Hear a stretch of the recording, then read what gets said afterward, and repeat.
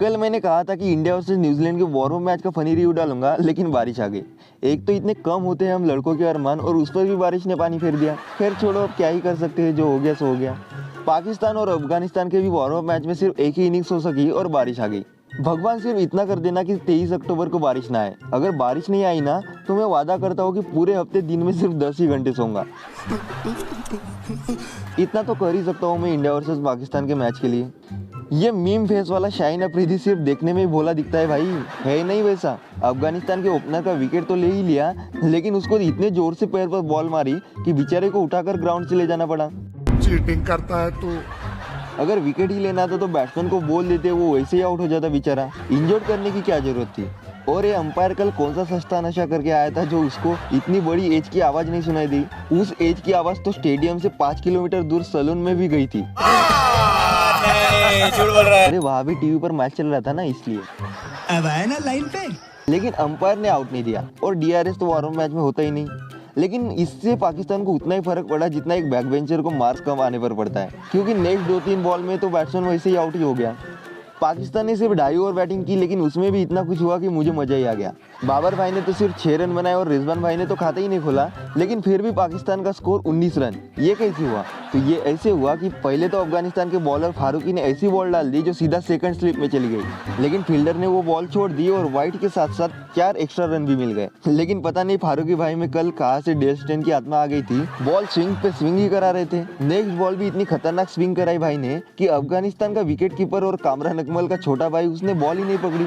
अरे अकमल भाई तो कम से कम बॉल टच तो करते थे, लेकिन ये भाई तो बॉल को सिर्फ देखते ही रह गए।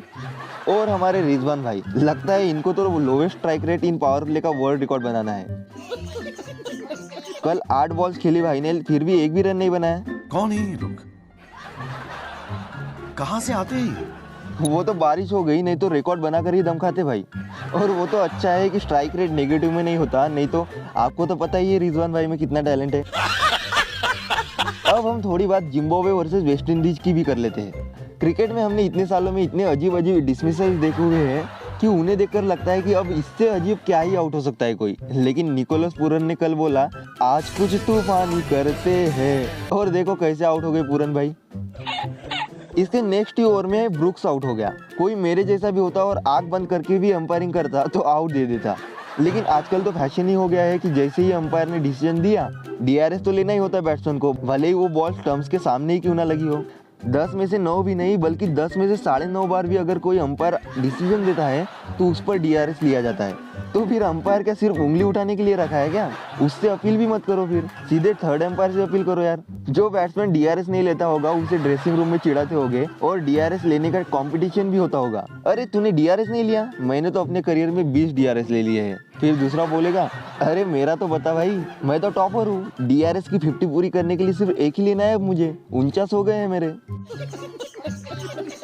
मैंने कहा था पिछले वीडियो में कि लिविंगस्टन को 10 हाथियों की शक्तियों का वरदान मिला है, लेकिन इस राउमेन पावल को तो 10 भैंसों की ताकत का वरदान मिला है। इतने दूर छक्का मार दिया भाई ने कि ऐसा लग रहा था कि बॉल ब्लैक होल में तो नहीं चली गई, गायब ही हो गई ball. Non striker Akeal Hosein ने तो ऐसा रिएक्शन दिया कि भाई तूने ये छक्का मारा है या गुस्सा निकाला है? इतनी दूर मारने के लिए तो मुझे 7 जन्म लेने पड़ेंगे। बेचारे बॉलर का करियर बर्बाद होते होते बचा है। कोई बॉलर नेक्स्ट ओवर डालने के लिए तैयार ही नहीं था। वो तो जिम्बाब्वे के कैप्टन ने बॉलर्स को लिख कर दिया कि भाई तुमको मैं टीम से नहीं निकालूंगा, तब जाकर कई बॉलर्स ने बॉलिंग डाली। तो ठीक है दोस्तों, आज के लिए इतना ही। मिलते हैं अगले वीडियो में। अगर वीडियो अच्छा लगा तो वीडियो को लाइक शेयर और चैनल को जरूर सब्सक्राइब कर देना।